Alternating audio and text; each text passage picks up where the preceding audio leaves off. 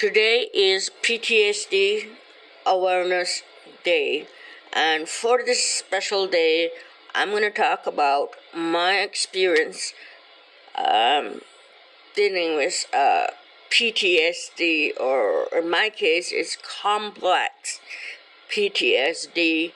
I would like to share my experiences and, warn parents and that don't harm the children the way they have harmed my parents harmed me. Okay, so what's PTSD, or post-traumatic stress disorder? Now, that I'm sure a lot of people are talking about it. Okay, but what is complex post-traumatic stress disorder? Complex post-traumatic disorder is, in addition to the regular post-traumatic stress disorder that people have, people like me also, due to prolonged trauma that goes on years and years on end, causes damages to personality and stuff like that.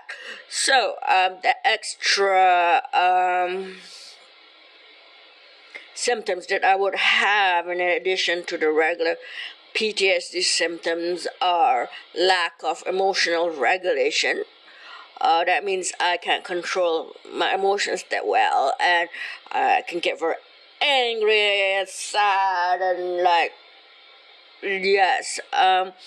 As also I have this negative self-perception. Sometimes I feel guilty or shame. I feel embarrassed to be who I am, and I also as my Facebook profile says, I'm weird and stuff like that.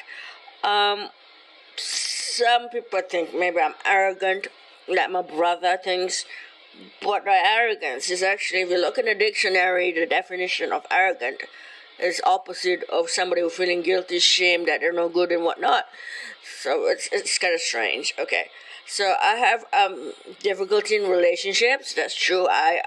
I'm really afraid of I'm afraid of getting too close to someone, because that person is just going to abuse me and get lost. The person who betrayed me the most is my ex-husband. And of course I have had other people abuse me as well, right? And I also I feel like I do not know how to interact with other human beings. I don't know how to interact. Okay. So yeah, those are some symptoms of C-PTSD that I have, in addition to, reliving the traumatic experience that people with PTSD have, or I would avoid certain situations where people would do things that remind me of my parents, and I'll go crazy. I have I'm often on alert, or I'm acting as if there's danger everywhere, kind of thing. So those are the symptoms that I have. So what caused this PTSD? Well, first, not everybody who has experienced trauma end up with PTSD. No, that's not the case. Most people are okay. So it's something about me that I'm biologically have a predisposition to develop such a disorder. So I was growing up, and my father was very violent towards me. I'm not talking about regular child discipline where, you hit your child with a rattan cane on the butt, while wearing clothes, which is acceptable in the Malaysian society, and I don't consider that as abuse because it's acceptable in that society. Just like in Canada, people are still allowed until today to strip their kid naked and spike them on their butt. That Malaysians may view that as sexual abuse, but Canadians do it, and it's not considered abuse. So abuse has also got to do with, the society you're living in. So, in regardless, my father was violent in a manner that is outside the norms. He would attack me out of nowhere, and I don't have to go into the details. Also, things that bother me is like, the fact that my father, for some reason, allowed my siblings to do this, but not me for some reason. I feel like I'm some experimental child or some sort where, let's deprive her of everything as possible, just give her the basics, and that's enough. So no driving lessons, just like everybody else. So like my father lives in a big mansion on 1 acre of land, and he's got multiple vehicles. He's rich. Of course, within the Malaysian society, he's considered rich, and I have to walk to work and stuff like that. I can't drive because my parents refuse to allow me to learn how to drive. They don't allow me to learn how to play the piano like my siblings. They so many opportunities in life. They have decided they don't want to give it to me. It has. The thing, and I think this is also, it may not cause children to have PTSD because of this, but it does affect a child. I think parents should be giving the child every opportunity that they can within how much money that they have. If your parents are wealthy, you should give your child the opportunity to learn how to use computers, so that when the child is older, have more they have computer skills already within them. Or you should allow kids to learn how to drive, because learning how to drive is important. And when they're older, they don't have to use every single penny that they have on driving lessons. You should give a child all the opportunities you can within the amount of money that you have. Okay, my parents also engage in verbal abuse. My dad putting me down, saying people don't like me, but when I say why, he doesn't say why. He would say, oh yes, you think you're smart, but actually you're just a smart aleck. You think you get all A's, you're smart, but you're not. That's, I guess you can say, is verbal abuse. Also, when he attacks me sometimes, when I was very, very, very young, I think that he would say things like, I'm gonna kill you. And my mom would be screaming at the background, saying, don't kill her, don't kill her. And so that's verbal abuse. Psychological abuse are things like, for example, if there's a case of severe child abuse on the TV in the news, where it has come to the knowledge of the Malaysian authorities, and then, because it's so severe, my parents would say things like, that is what you deserve, but we are nice enough not to do that to you. And of course, some people could see my mom as neglectful, because my mother did not, after seeing that their husband is violent, she chose to stay in the relationship with him, even though she knows he's violent, and even though she has confessed to me he's violent and whatnot. Instead of just, one day just say, okay, you know what, we're going for vacation in Canada, and just don't go back to Malaysia, you know what I'm saying? But no, my mom says she has thought about divorce, but why she don't want to get a divorce is because her family in Canada did not approve of the marriage, and now she's gonna say, oh, he's violent and all. They're gonna say, see, we told you not to marry him. So, okay, now what happened to me in my life? So, as I said, C-PTSD, and also although my parents are the most, the main abusers as I was growing up, that probably caused damage to personality, but they're not the only ones. There are other things that has caused me to have symptoms of PTSD, okay, and I'll tell you about them. So, like, when I was 17, when I did the Malaysian O-levels, at 18 years old, I got the results. I got all A's. My father said that he will only pay for me to go to a local Malaysian university, versus, say, since I have Canadian citizenship, when I go to a Canadian university where the government will pay for your tuition fees. but no, he said you gotta stay in Malaysian University and blah blah blah, and I didn't want my father to be paying for my fees because he has access to me and to be able to abuse me. And as such, I applied for scholarships so that I'll be away from my father or independent of my father.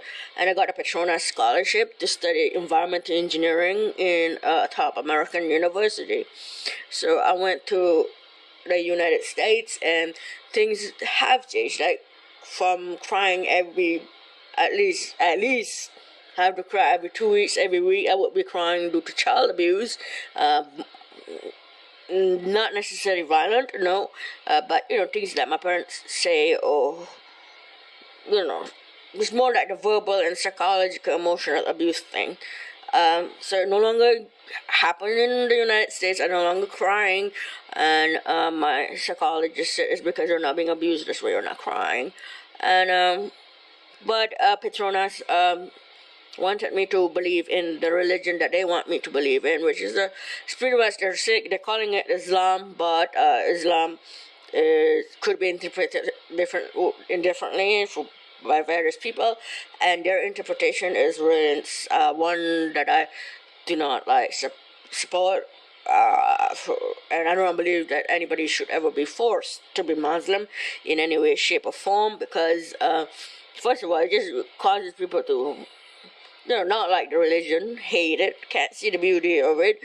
And after all, also in terms of scripture, the Quran clearly says, let there be no compulsion or religion. But these people are still saying that. So they've Petronas found out I'm not a believer, and they wanted to bring me back to Malaysia. So here I am, the best student in the best environmental engineering school in the United States, and you want to bring me back to Malaysia? And I'm a Canadian citizen. People apply for refugee status when something like this happens, or in Canada, that's what it's called. In the United States, they apply for asylum. So I'm giving the guarantee that I can live in Canada where I have freedom of religion, but I had to live for like about a year, more than a year in the United States, constantly worrying that Petronas is going to take away my student visa and I'm going to be dragged back to Malaysia at any time. And I think all that has caused me a little bit of a PTSD. So there are certain things that trigger me too. Things that people are too religious or whatever, they start preaching me, I get so scared, or people acting certain ways that reminds me of religious persecution. I get scared, and then I pretty much have refugee mental health kind of thing, even though when I come to Canada I do not qualify as a refugee because my mom was born inside of Canada, causing me to be a citizen instead. But unfortunately, politicians such as Windsor West MP Brian Marcy do not think that people like me are worthy of counseling and all that for free, because our parents were born in Canada, or I know someone else like me whose father is a naturalized citizen in Canada. So we killed by country of birth, but Canadian government does not give me the rights that refugees have, so I have never been treated for this. And now I have found a refugee counselor, but I would have to pay for it out of my own pocket. So yes, I do have refugee problems. I have been abused by medical professionals, and I will give the name, mainly Dr. Villala, Giovanni Villala. He would lock me up against my will for unjustified reasons. He would say for this, but actually when I finally had it after 7 years, I ran away to Toronto, and the doctors saying the opposite, that like I'm not psychotic, or I'm not like manic or anything like that. Why would I be psychotic? Because they themselves see the Toronto police acting as crazy as they do. I mean, you can see it, look in the media, right? And so I'm not psychotic because of that. I'm not psychotic because I came to Canada due to religious persecution, and I think that in some countries people get killed over religion. I'm not psychotic because of that. I've never been manic. You don't laugh a few few minutes here and there, but be suicidal at the same time, and sometimes just for half a day you gotta be manic for 4 days and really feel on top of the world. Yeah, so that's abuse by medical professionals where I would be against my will, suddenly out of nowhere being caught and locked up against my will in a psychiatric hospital in Windsor, and then forced to take medications for things I do not have inside the. I don't want to go into the details of this case, but I was also tortured because of a human rights, because I filed a human rights complaint against one of the physicians, because there's something to do with my service dog, and I was literally tortured, inside that, and so I'm afraid of certain medical profession and if when Windsor Regional Hospital medical professionals I'm terrified of. My psychiatrist, Dr. Villa, I'm afraid of, and stuff like that. But I'm just glad to have good doctors who undo the damage, but they cannot do the undamage. Where I have PTSD symptoms, where I go to sleep and wake up screaming and all that because I have dreams about these medical doctors. Though recently my psychiatrist, gave me processing, so I haven't been having nightmares. Now, how is it with my siblings? Now, my brother was, abused once. I remember once my dad tore his ear, causing it to bruise, swell, and all that stuff. Other than that, he got spanked with the rattan cane, but as I said, that's considered a normal way of disciplining children in Malaysia, so that's fine. He was not suddenly attacked out of nowhere, the head especially. And if I didn't know Taekwondo, I'm telling you, I probably could have had that with a concussion, brain damage, and who knows what. But my brother, when he was a teenager, he grew bigger than my father, and he started to beat up my father and threaten my father with violence in order to get what he wants. He's the biggest. He will go after. He will beat my sister even. Beats up anybody he wants. Today he lives in Australia, has 2 children, and I worry about them a lot because I know their father.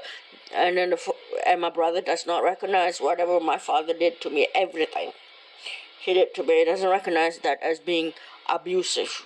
So it's very concerning that my niece and nephew are going to have the same fate as me and having any type of mental illness because the way your parents treat you is bad.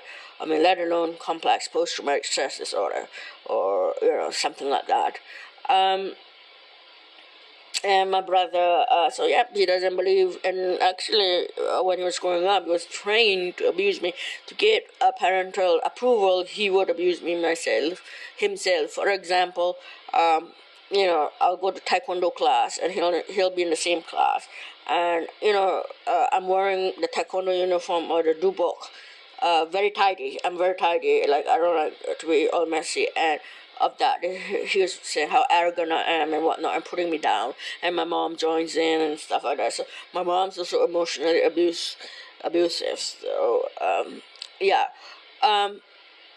so that's how my brother is. As for my sister, cut contact completely because I ran away to Canada. I don't know. My dad managed to convince the whole family and a bunch of people that I'm a bad person for running away. But what kind of father would let their child end up in who himself is not a Muslim fanatic in Malaysia, be put in a faith rehabilitation center over religion? I mean, what kind of father is that? What kind of father who knows that the child has Canadian citizenship and can get, government assistance in Canada to get an education without having to worry about religion forced onto me? I mean, he's an awesome Muslim, all right. He's not a fanatic. I got to respect that. I mean, and I really do admire my parents for not forcing religion on me, but just because money, they didn't want to pay Petronas back. They are willing to trick me into all kinds of things so that I would return to Malaysia, including leaving my husband in Canada.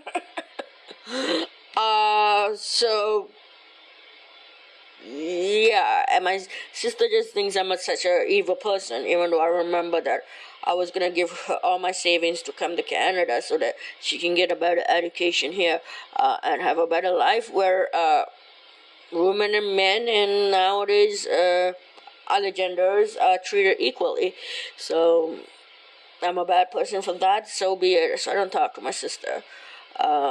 My brother, he drives me nuts with this idea that I don't have C-PTSD. If only I see the truth that I was never been abused, and it will all go away. And it doesn't work that way. We know why we have PTSD, because we know what triggers us, that causes us to experience trauma over and over. It is something that my parents did. Sitting down like my parents. I can't handle it. Somebody, doing things I don't want to go into detail because I'm concerned somebody may use this against me. But there are things people do that will cause me to re-experience trauma over and over. Yeah, so that's my life now. About PTSD, in Canada, in order to get a PTSD service dog, a person has to be a war veteran or first responder, a free one. Free PTSD service dog. Now, I used to have a service dog. He was not provided to me for free, but at that time I was well off, and I had a lot of money, and I was able to bring him up to be a service dog. His name was Arapuchi, and I call him Ara, but the public calls him Poochie. So Arapuchi really helped me a lot with the symptoms of PTSD, where I'm overly alert, and I was on guard and searching for signs of danger, because you know why? I feel like he is there keeping an eye on me so I can relax. Somehow it works that way. Arapuchi watches out for me. If things are going to start on me, he'll alert me to it, and he makes me laugh, makes me happy, and so I love Arapuchi very, very much. I realize he's even better than my ex-husband. Now, and yeah, I lost him. February 7, 2019, he died. He passed away. And my life has been miserable. It's hard for me to go outside or to crowded places or what have you, because there's no Arapuchi there. And, I just feel so uncomfortable going into public spaces and that without a service dog.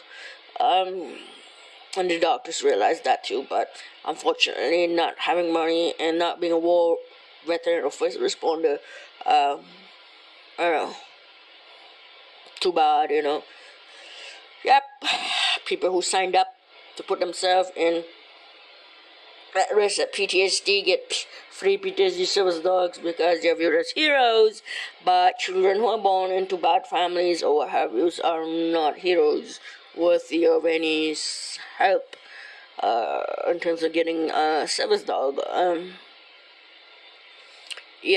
What else do I want to talk about being PTSD? As a living hell. It's a completely living hell. You can't live a normal life. And you think that, I thought I left Malaysia, I won't be bothered anymore, but how am I wrong? Your parents haunt you forever. In the beginning, I couldn't forgive my dad. I was thinking about revenge and stuff like that, but at 38 years old, I decided to forgive my dad because I could understand that he may have things like I do, where I have a lot of strong emotion, anger, whatnot. And, for all I know, that's why he snaps and, hurts me or what have you. And the rest, who knows, maybe they don't have any parenting classes, or they do, and it's not like, I don't know, positively, I don't know.